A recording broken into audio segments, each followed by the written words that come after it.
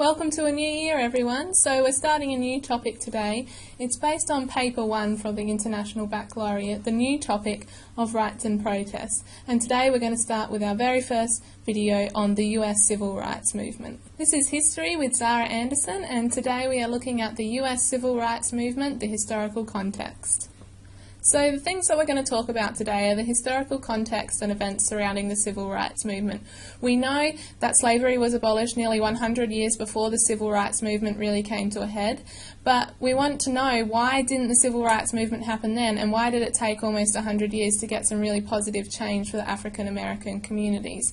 So let's take it right back. Why is there a division between North and South in the American Union? Well, they had the American Civil War in 1861, and that was a hotly contested debate about slavery.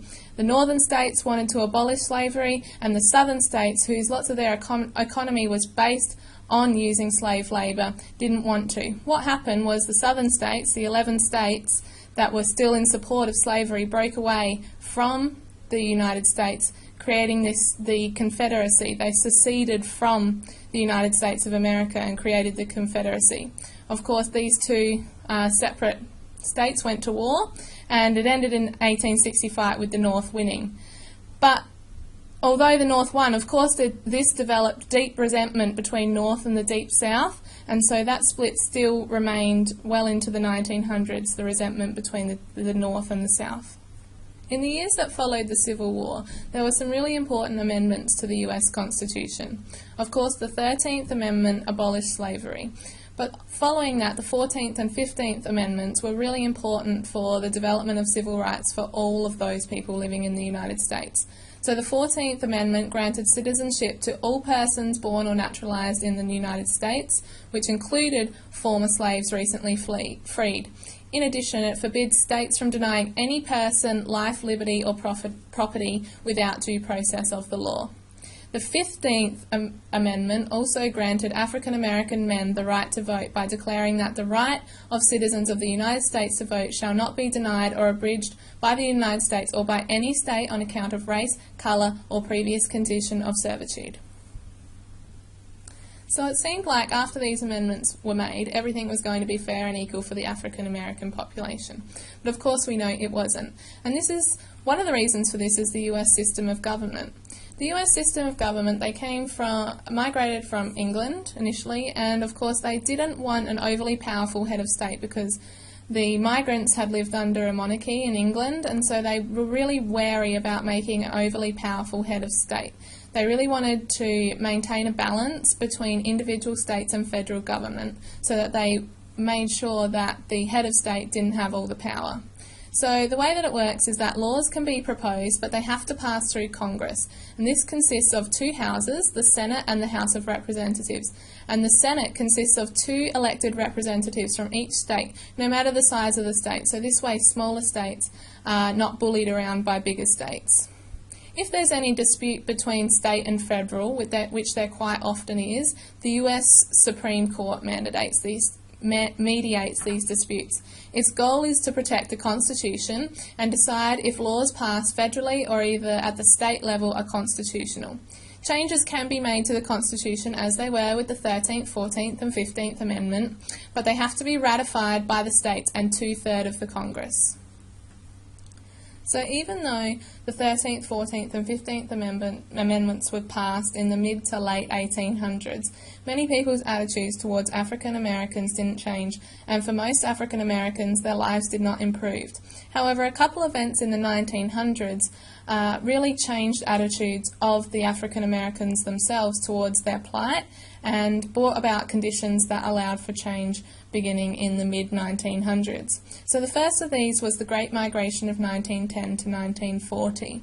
At this time, America was industrialising quite rapidly, and many African Americans moved to industrial cities in the north to gain work in these industrial cities.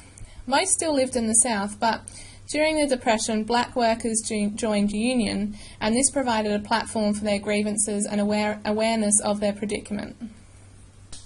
One of the most important events in changing the tide towards African American civil rights was World War II, and there are a couple points within World War II that I want to make about how changing perspectives towards African Americans occurred.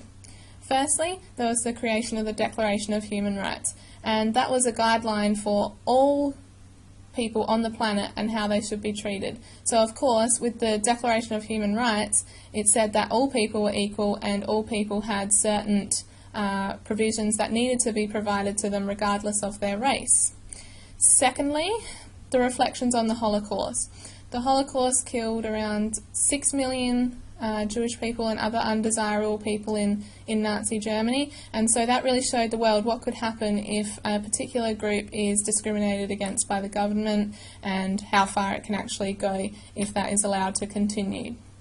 One of the most important factors, though, was the role of African Americans in World War II. 1 million African American men were drafted to fight in World War II alongside their white counterparts. They were equal in terms that they could shed their blood for the country and the war effort, but within war they were segregated within the military, so they had segregated hospitals, canteens, parade grounds and church. Of course, this created a perspective of, if we can give our life for the country, why do we have to be separate? If we're equal in the blood that we share, why do we have to be kept segregated? One of the most important groups in World War II were the Tuskegee Airmen, a group of African American pilots. They were well recognised as the best pilots in the Air Force, and they were requested by many bombers to be their escort. This was really important, that it illuminated that African Americans were in no way inferior to white Americans in terms of ability. The most important point that came out of World War II was that it identified the hypocrisy of the American government. The American government went into World War II as the champion of freedom, but how can they be considered the champion of freedom if this is how they treat their own people? A really important event that was going on at the same time as the Civil Rights Movement was the Cold War. Of course, this was the rivalry between the US government and the Soviet Union, and this rivalry was intense during the 1950s, and it took most of the government focus. For the United States, what it came down to was a paranoia about communism and really trying to contain the spread of the Soviet Union. But that meant that any movement towards liberal or social reform in the United States led to people being negatively viewed and perhaps even accused of communism, and people were really wary about this. They didn't want to be accused of communism. But what it came down to is this: the civil rights, or lack of, for African American was a point of embarrassment for the US government. How could they be battling for democracy in the Soviet Union when 10% of their population were not receiving their basic rights? So what it really came down to, this was a catalyst for them to act, because they were being embarrassed in the Soviet Union by the lack of civil rights for the African Americans. So as you can see, there are a lot of things going on at the same time as the US civil rights movement that really created the conditions for it to happen. It's really important to recognise that important events like the civil rights movement have to happen at the right time. The conditions have to be right. And particularly for the US civil rights movement, it was World War II and the Cold War that created the conditions for civil rights movement to go ahead and really move forward the conditions for African Americans.